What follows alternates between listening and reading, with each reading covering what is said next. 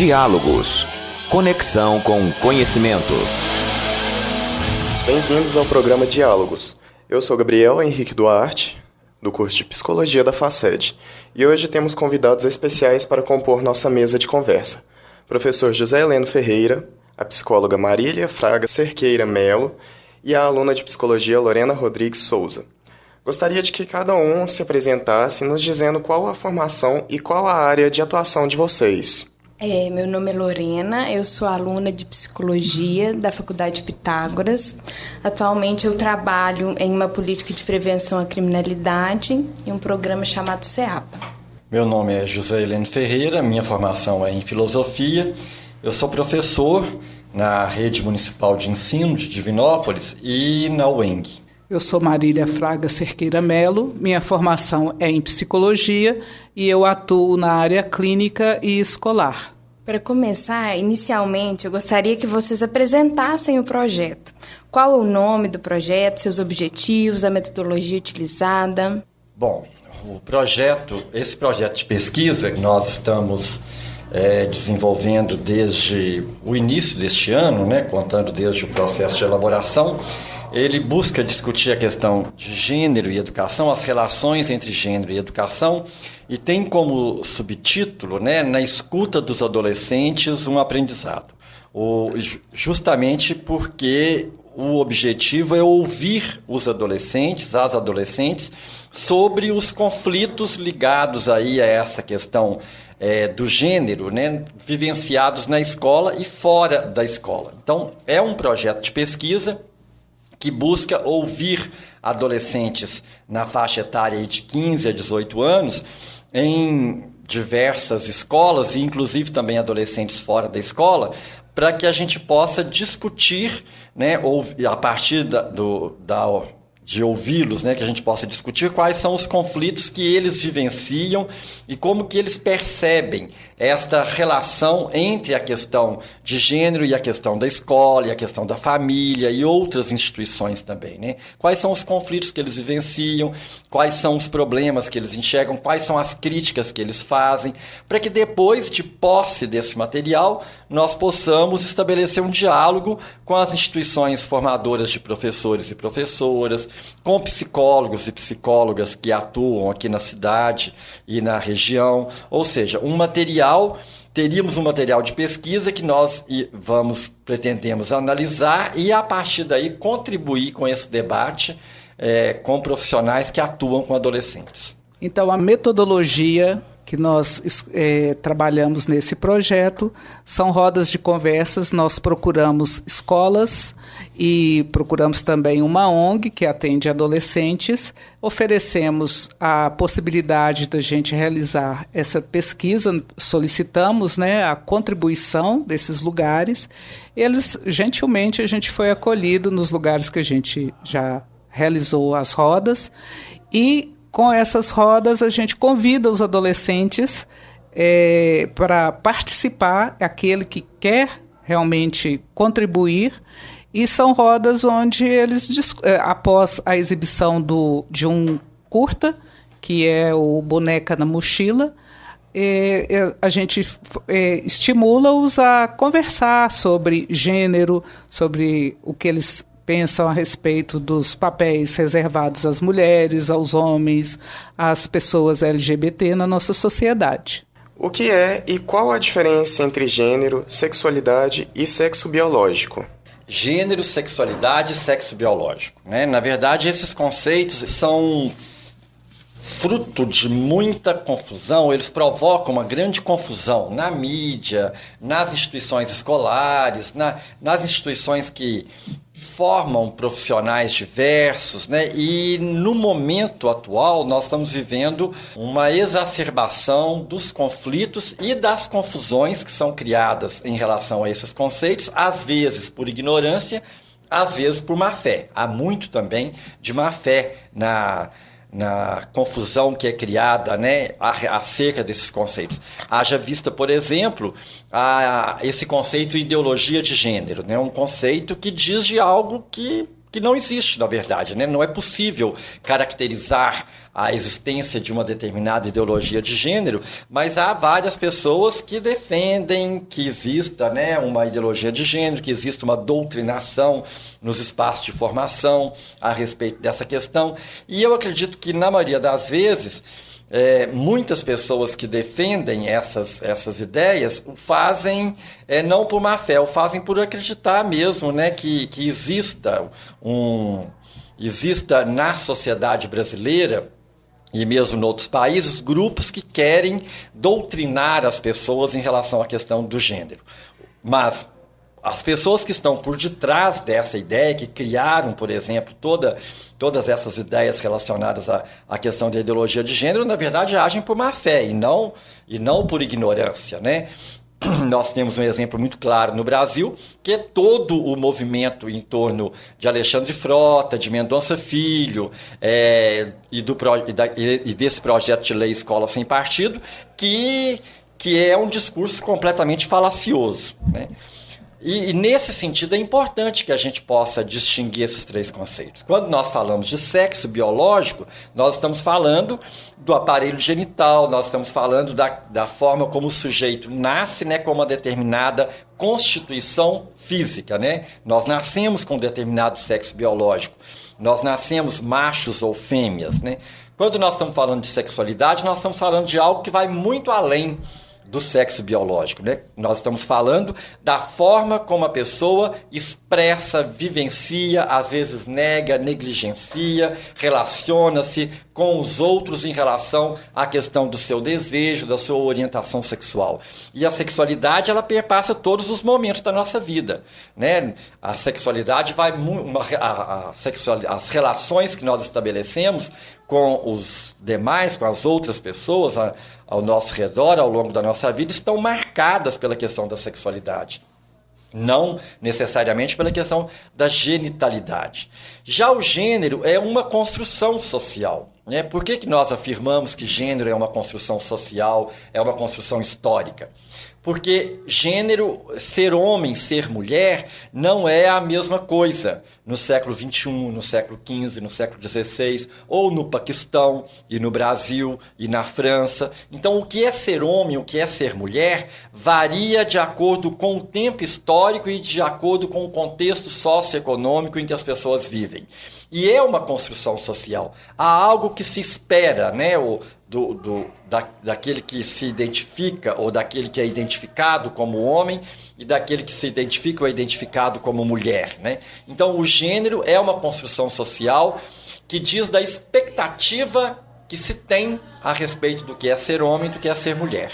E eu acho que diz respeito tanto da expectativa quanto ao que é ensinado para as crianças a partir do momento que elas nascem, tanto na escola quanto em casa, né? Por exemplo, determinadas formas de vestir, brincadeiras, tudo isso é ensinado para as crianças enquanto desenvolvimento e é reproduzido, né? Por isso se trata de uma construção social, é construído e não vem biologicamente colocado. Então, por isso é necessário relativizar essa questão biológica diante do fato que, na realidade, isso é construído socialmente. Quando você diz, Lorena, assim, que é ensinado, né? É justamente isso, ou seja, uma menina... Ela aprende desde cedo que ela deve agir dessa ou daquela forma, que a mulher deve agir assim ou assado, e o menino aprende também uma série de coisas quanto ao que é ser homem, né? E, logicamente, que esses ensinamentos e essas aprendizagens estão aí atravessados por interesses econômicos, políticos, sociais e etc., né? E relações de poder, né? Sim. Relações de poder, sem dúvida, né? As relações de gênero, como todas as relações humanas, né, são relações de poder, né? Já nos ensinou Foucault, né? Então damos por encerrado esse bloco e voltamos daqui a pouco. Diálogos. Conexão com conhecimento. No dia a dia, somos sujeitos a aguentar todo tipo de estresse. São carros buzinando, trânsito cheio, muita gente falando ao mesmo tempo. E para piorar, ainda há muita poluição visual no nosso caminho. São papéis e muitos cartazes espalhados pela cidade. Evite poluir nossa cidade. Não afixe cartaz em lugares proibidos e ajude a manter limpas nossas ruas. Com nossa visão limpa, podemos enxergar melhor a nossa frente. Todos juntos fazemos uma cidade melhor. Por favor, você aí do outro lado, é você mesmo. Já deu preferência hoje para o cadeirante que estava atravessando a rua? Parou ao lado de um motorista no sinal e o desejou bom dia com um belo sorriso? Tentou ser tolerante com o cara que se esqueceu de ligar a seta para fazer a conversão? Ou parou na faixa para os pedestres que estavam aguardando para atravessarem? Faça sua parte. Praticar a atitude certa gera um trânsito mais gentil. Transforme um ato em hábito. Pratique a gentileza hoje e sempre. Diálogos. Conexão com conhecimento. De volta ao programa Diálogos, e neste bloco abordaremos as motivações para a realização deste projeto. Então, quais foram as motivações para vocês realizarem este projeto, para escolher esse tema? Atualmente, estamos vivendo um período muito difícil. Quando o Zé Heleno idealizou o projeto, já tinha essa dificuldade na sociedade de aceitar as questões de gênero. Porém, atualmente, vemos que é mais necessário ainda conduzir tal trabalho e os resultados também vão ser de grande importância, tanto para estudos futuramente, quanto para conseguir desenvolver discussões na área. Eu diria que nós estamos vivendo na sociedade brasileira, e infelizmente não é só no Brasil, né? Isto é um contexto mundial. Nos últimos 10 anos, ou até mais, se nós pegarmos aí o crescimento do neoliberalismo na década de 1990 nos Estados Unidos e na Inglaterra, nós estamos vivendo um crescimento das forças conservadoras e das forças reacionárias. Isso diz respeito ao campo da economia, né, ao campo da política, mas isto chega ao campo dos costumes, né? Há um educador estadunidense que se chama Michael Apple, ele diz que o que nós vivemos hoje, ele escreveu isso no final dos anos 1990, né, dizendo que o que nós vivemos hoje é fruto de uma aliança entre 3 setores, que foi justamente a questão do fundamentalismo religioso, a questão do neoliberalismo econômico e do conservadorismo no campo dos costumes. E que a aliança entre esses 3 setores foi a estratégia que a direita liberal traçou para se manter no poder diante dos avanços que vinham acontecendo desde a década de 80. Ele escreve isso em 1990, falando sobre os Estados Unidos e dizendo que esta realidade vai se expandir por todo o mundo. Em 2016, ele escreve um outro livro, né, que se chama, o título do livro é uma pergunta, a educação pode mudar a sociedade, em que ele diz, né, de como que esta realidade de fato se espalhou por todo o mundo, inclusive no Brasil.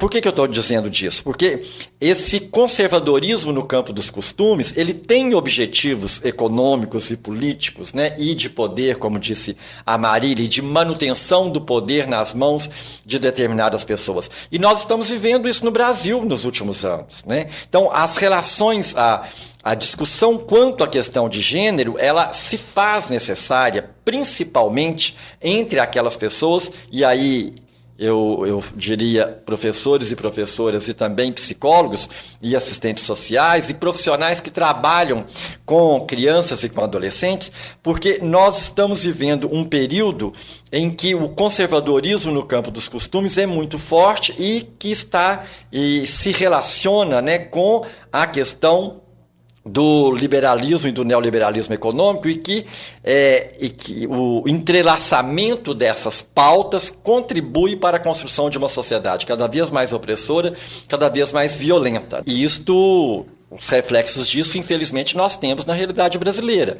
Nós somos o país que mais mata homossexuais no mundo, nós somos o país que mais mata travestis em todo o mundo, nós somos um país em que mais de 35 mil jovens negros vêm sendo assassinados a cada ano, né? Então, todas essas questões impõem, né, a todas e todos aqueles que querem transformar essa sociedade, né, trazer essa discussão, trazer essas questões à tona, né, discutir todas essas questões. Nós não podemos nos eximir dessa responsabilidade. Nós não podemos lavar as mãos e simplesmente não discutir isso. É tarefa nossa discutir isso se nós temos um compromisso com a transformação da sociedade. E o nosso grupo de trabalho, ele foi formado a partir dos nossos encontros na subsede do Conselho Regional de Psicologia, que está aqui em Divinópolis.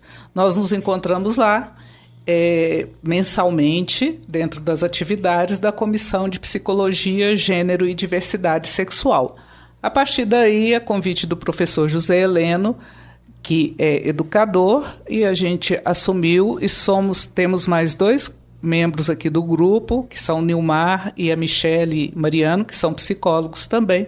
E a partir daí, a motivação para esse projeto é exatamente a gente ouvir os adolescentes. A gente quer ver aquilo que o próprio adolescente diz dessa questão, ao invés da gente estudar o que os teóricos dizem a respeito. A gente, como eu aqui do grupo sou a mais experiente, né? A gente quer saber o que os jovens trazem nessas questões, como é que está, né?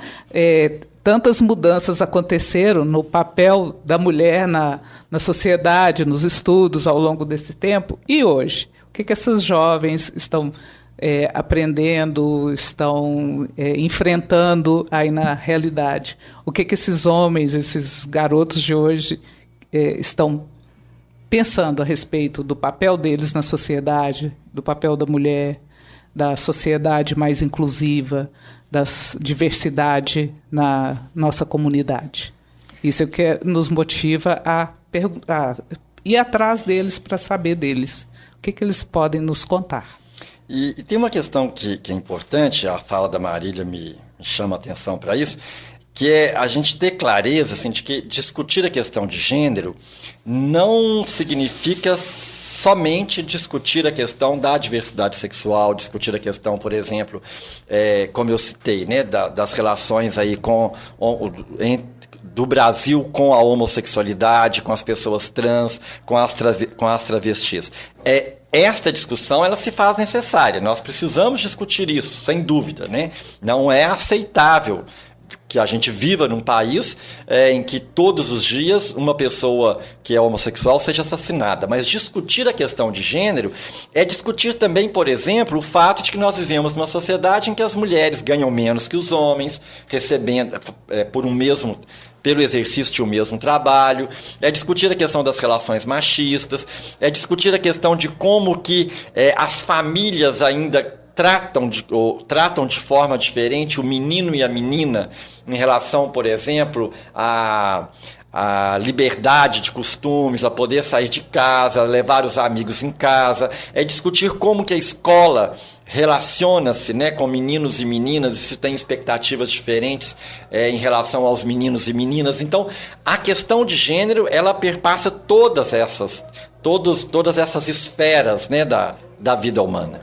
E a partir dos resultados obtidos até aqui, o que vocês pretendem desenvolver com este projeto e quais as estratégias irão utilizar para analisar e difundir essa discussão? Bom, nós pretendemos, como o José já salientou, levar essa discussão depois para os cursos de formação de professores, para os próprios professores. Por quê? Porque a gente vê que existe, não só nos cursos de formação de professores, mas todas as graduações, não há muito espaço para discutir as questões de gênero, né? E a gente tem visto isso, inclusive nos últimos dias, de uma forma mais acentuada, com a questão dos machismos, das críticas às mulheres, né, com a campanha eleitoral desse momento. É um momento delicado que a gente vive e daí é que nos reforça mais a importância desse projeto, a importância da gente trabalhar esses dados e a partir dos dados trabalhados a gente fazer as publicações e maiores envolvimentos. Inclusive, nós já vamos apresentar o projeto no próximo final de semana em um congresso da Universidade Federal de Ouro Preto e da UFMG, que acontecerá em Ouro Preto, que é sobre a diversidade sexual. Nós estaremos lá apresentando o projeto e o nosso objetivo é esse, é conhecer, né, realmente se aproximar para conhecer. Nós nos sentimos muito honrados de contar com o trabalho do José, com todo o apoio dele, a experiência dele. Para nós é uma honra muito grande participar desse projeto. E, na verdade, assim, a gente precisa, né, Marília, ainda planejar, né, o como que a gente vai fazer isso, né, a partir do ano que vem, a partir do término, né, da pesquisa em si, da elaboração do relatório. Uma próxima tarefa que nós temos é justamente planejar o como faremos, né, essas discussões que nós pretendemos fazer de uma forma mais ampla com diversos setores da sociedade. Eu gostaria só de voltar para fazer um comentário a respeito da questão que assim, nos mobiliza no momento. A gente sabe que uma das instituições responsáveis pela nossa formação é a família.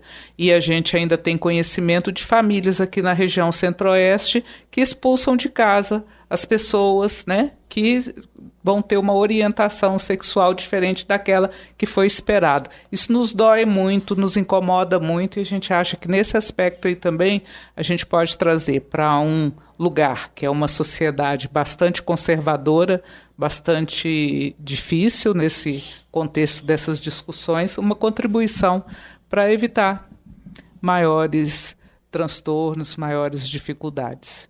Então, nós vamos encerrar agora este bloco. Eu quero agradecer muito a participação de todos. Voltaremos em breve no próximo bloco. Diálogos. Conexão com conhecimento. Ei, por favor, você poderia me dar uma informação? O quê? Não tô te ouvindo. Uma informação. Você já se viu uma situação parecida com esta? De não conseguir ouvir o outro por causa do barulho? Essa é uma realidade cada vez mais comum nas cidades e que tem causado muitos transtornos para as pessoas. Vamos construir uma cidade mais agradável e tranquila de se viver. Uma campanha do Ministério da Saúde. O câncer de mama é uma doença muito séria. Ela mata em média 40% das mulheres e 1% dos homens diagnosticados. Este ano são estimados 57 mil novos casos. Não faça parte dessa estatística. Nesse mês começa a campanha Outubro Rosa. Aproveite para fazer os exames.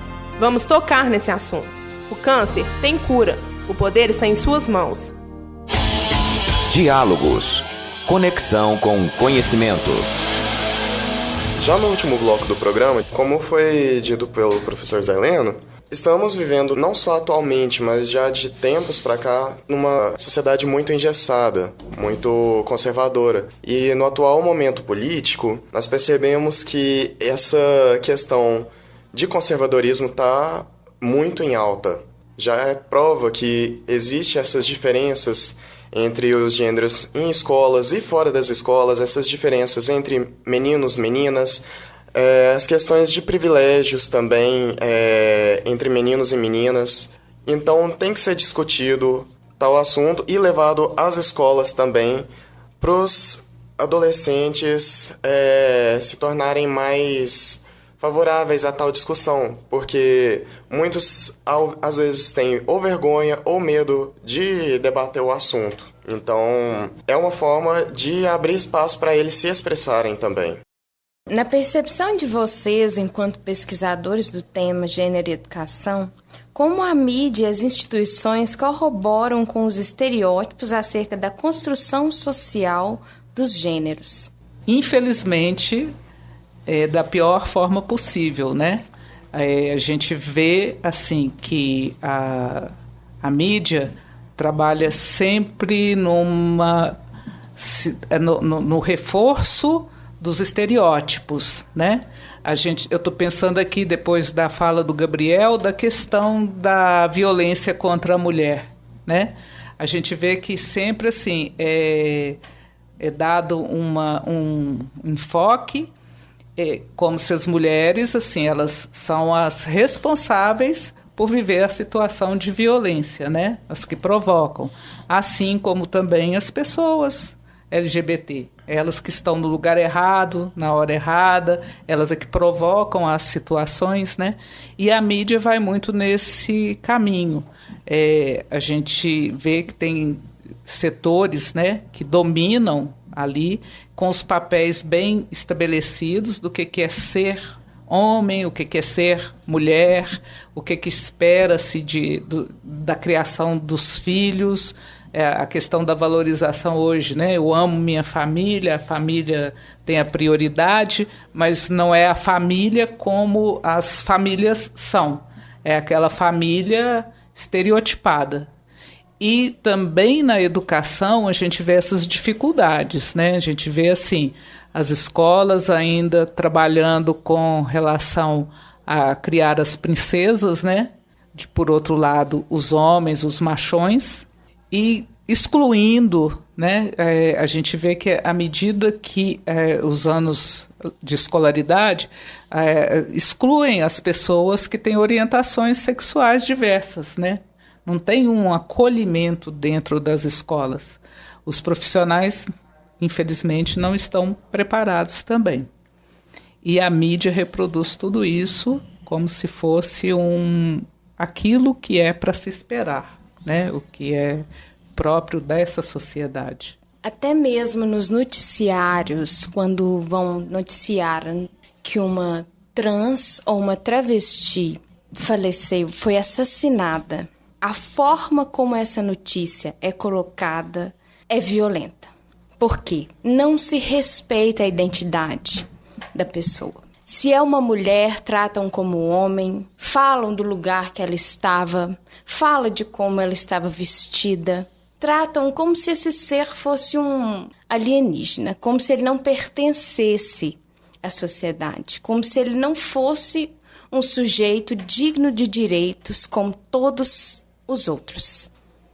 E em contato com essas pessoas, com essas trans que eu tive a oportunidade de ter em um estágio que fiz, nota-se como elas são desprovidas do acesso aos direitos. A mídia não fala sobre os direitos, né? Às vezes coloca isso em alguma novela, mas esperam tantas e tantas mortes que não são noticiadas acontecerem para poder colocar isso de alguma forma, e às vezes essas pessoas não vão ter nem acesso a assistir esse tipo de informação, né?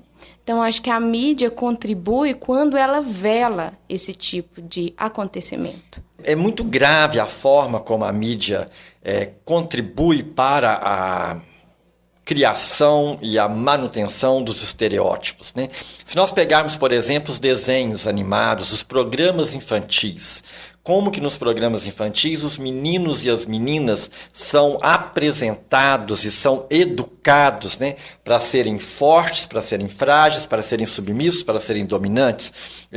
Com raras exceções, se nós verificarmos os desenhos animados, por exemplo, que são apresentados às crianças, a maioria deles, inclusive, nem produzido no Brasil, são desenhos que apresentam o estereótipo do homem forte, viril, protetor, provedor, e da mulher submissa, frágil, dócil, e etc, etc, etc, né?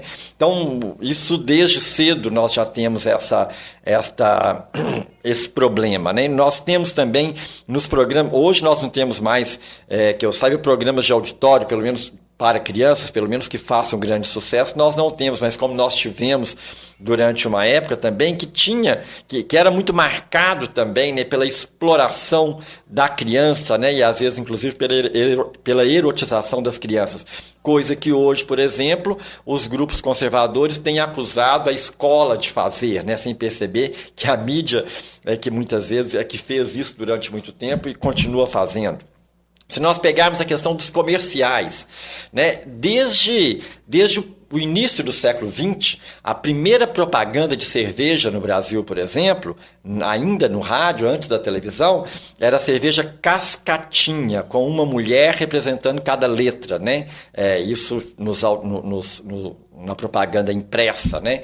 No rádio ela era falada, logicamente, mas você tinha a propaganda impressa, cada mulher representando uma letra do nome daquela cerveja, ou os cigarros Yolanda, que ficaram famosos, né? Que viraram inclusive música e tal, como a mulher seminua para os padrões de 1920, né? No maço de cigarro, né?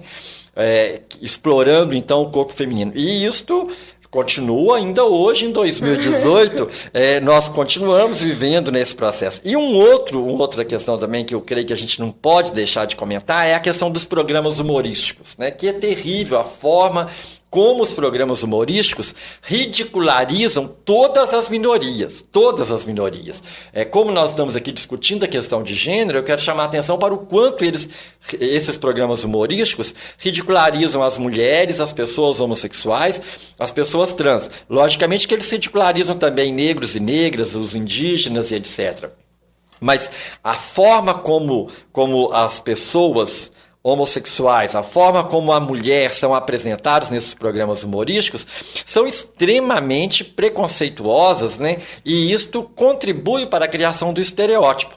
E ainda contribui para a construção do estereótipo do machão, porque é algo que eu gostaria também de pontuar, que para mim é muito importante. Assim, o machismo ele oprime todas as pessoas, né? Nós só vamos conseguir construir uma sociedade livre, de fato, quando nós não tivermos mais machismo, racismo, quando nós conseguimos nos ver livres de todos esses preconceitos, né? Porque o homem que é criado também dentro desse estereótipo, né, do macho, viril, provedor, protetor e tal, ele acaba se tornando uma pessoa insensível, que não pode demonstrar suas sensibilidades, que não pode, de fato, vivenciar os seus sentimentos, né?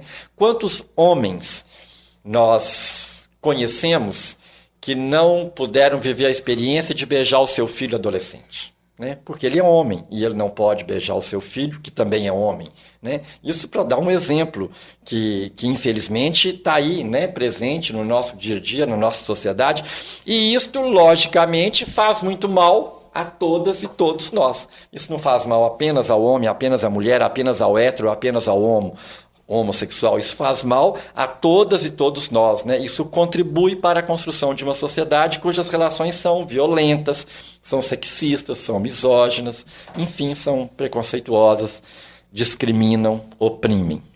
Também podemos pensar a questão da religião. A religião já tem uma propaganda bem conservadora desde quando já se entende por religião.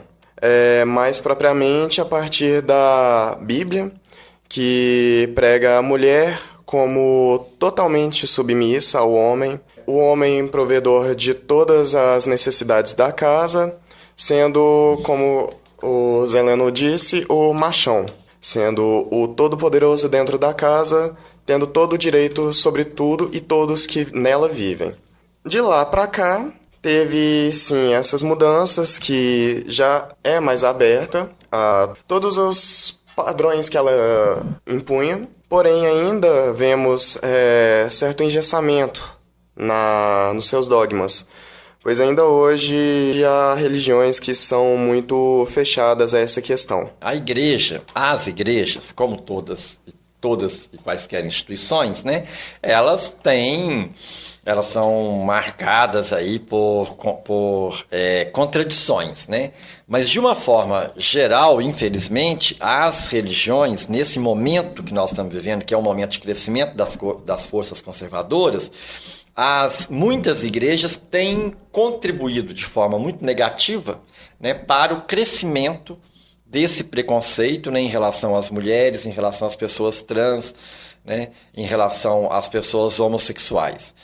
Essa discussão, por exemplo, em relação à questão da ideologia de gênero, sobre a qual a gente conversava, ela tem uma marca muito forte hoje, ela é muito marcada pela questão do discurso religioso.